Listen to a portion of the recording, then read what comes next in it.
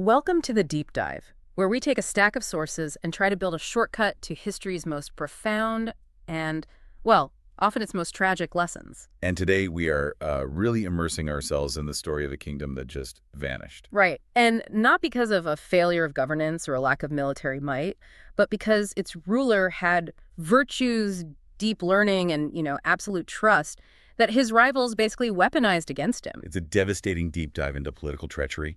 We're unpacking the detailed historical account of King Prithvipal Sen, who was the last ruler of the really flourishing Palpa kingdom. Yeah, and our sources show us how his entire reign was dismantled, almost overnight, a meticulously planned plot. It just demonstrates how ruthlessly a political conspiracy can silence a whole culture, a vibrant culture. And the timeline it's just so sharp and unforgiving. You have Prithvipal Sen, born around 1759 AD. He's leading this stable, successful kingdom. Until he runs headlong into the ambition of King Rana Bahadur Shah of Nepal. And this wasn't a fair fight between two armies. No, not at all. This was a calculated personal trap laid by a political mind that was just far more ruthless than Palpa's scholar king.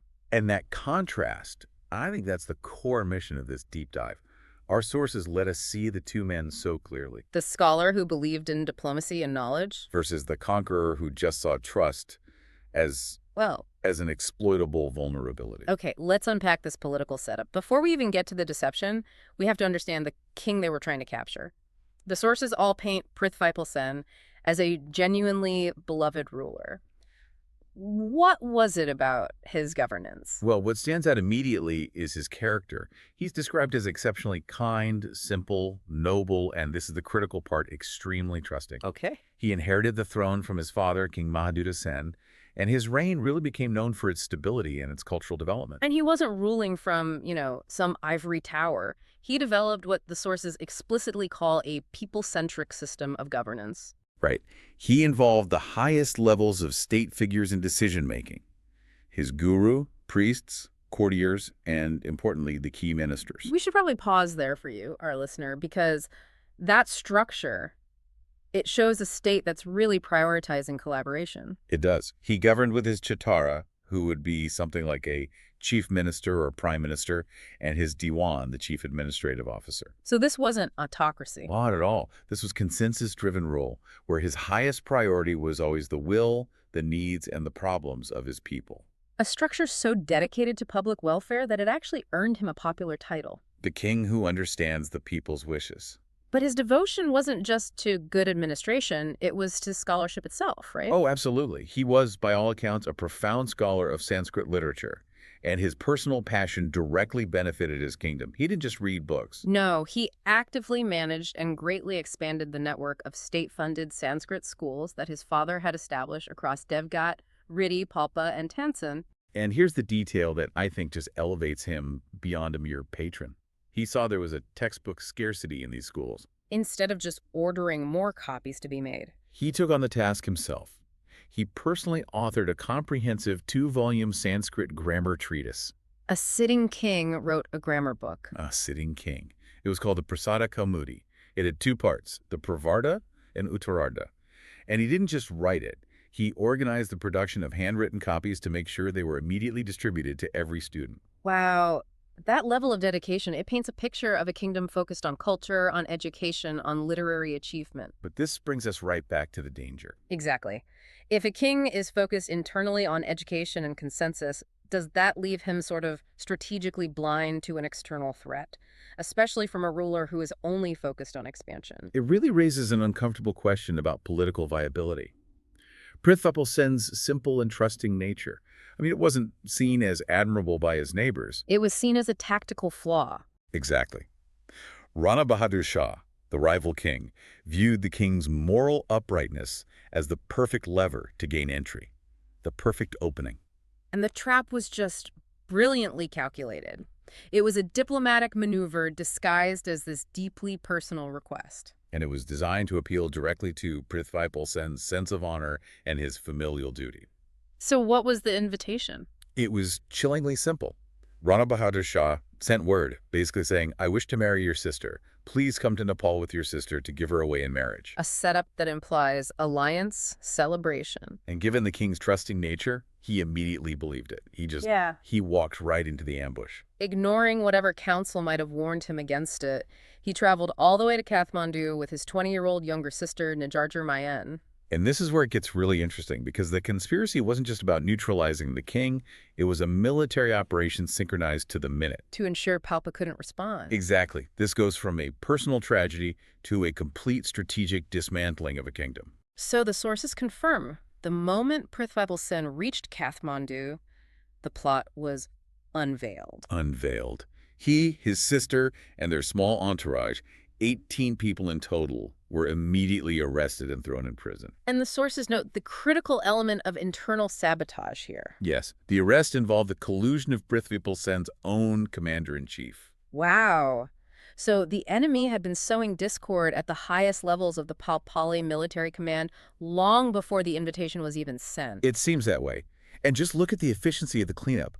The 400 soldiers who had escorted the king, they were imprisoned with him. What happened to them? They were immediately disarmed, assimilated into the Gorkhali army. Wait, his own soldiers, they were forced to join the enemy army. Immediately. And then they were swiftly dispatched to go fight in conflicts further west. That is a masterful military stroke. It is. Rana Bahadur Shah instantly removed the king, neutralized his personal guard, and used those neutralized soldiers to advance his own military goals somewhere else. All in one move. Eliminated the threat and strengthened his own forces at the same time. And the attack on Palpa itself, that was already underway before the king's fate was even sealed. The synchronicity is horrifying.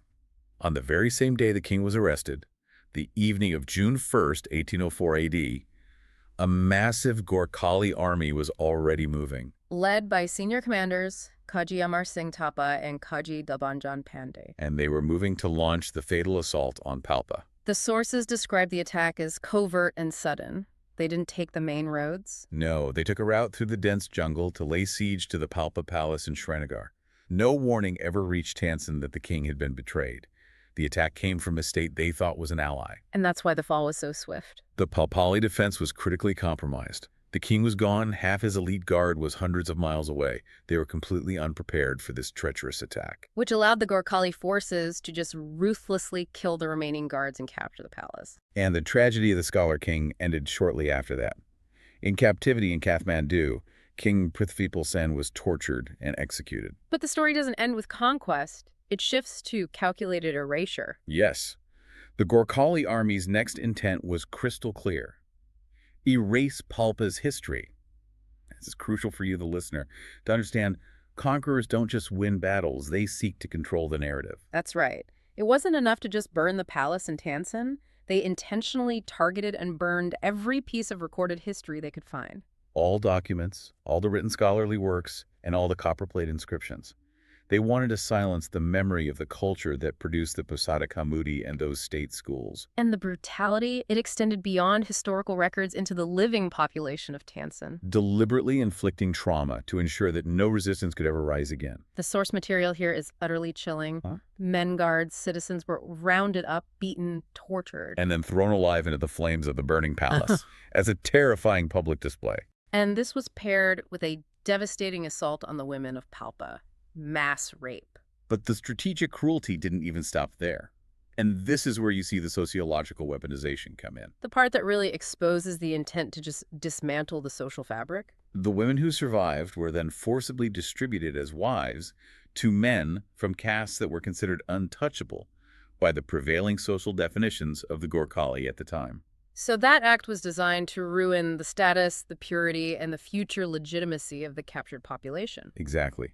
To ensure that the Palpali social structure and lineage could not easily reform or reclaim their cultural identity, the force displayed was absolute. Terrifying the surviving citizens into locking themselves inside their homes, cementing the conquest through sheer terror. Well, amid all this calculated destruction, a choice was made that ensured the royal lineage, if not the kingdom, survived. Right. We need to look at the actions of the senior figures who survived that initial onslaught.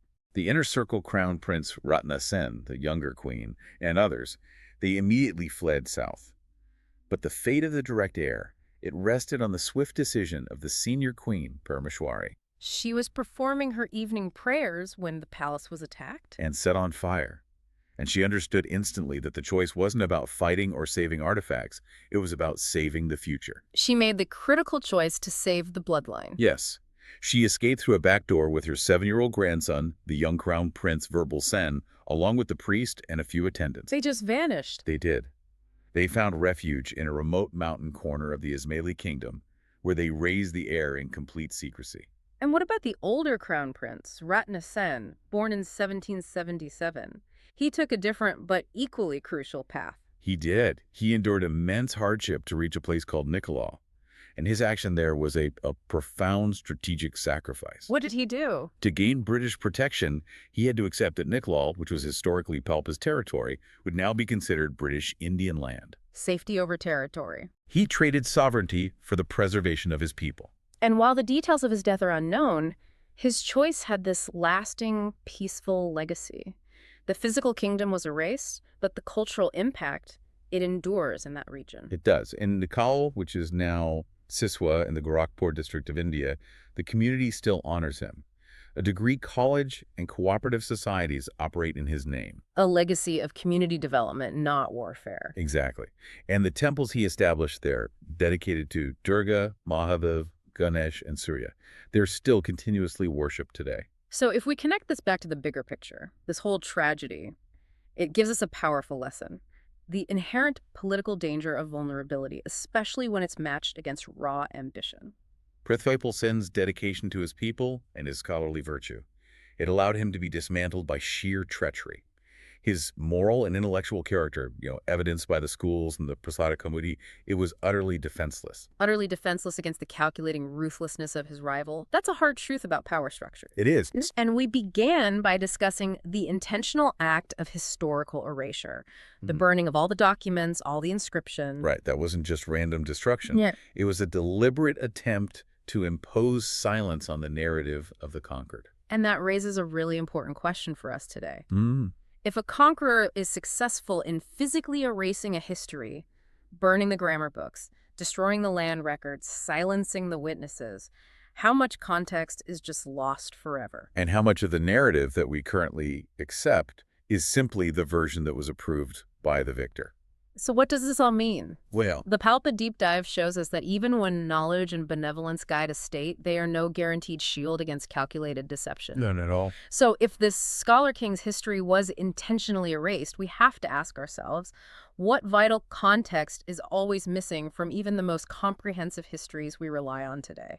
We must always be prepared to seek the stories that were deliberately silenced, because sometimes the absence of evidence, it doesn't prove the insignificance of the event. It proves the success of the erasure.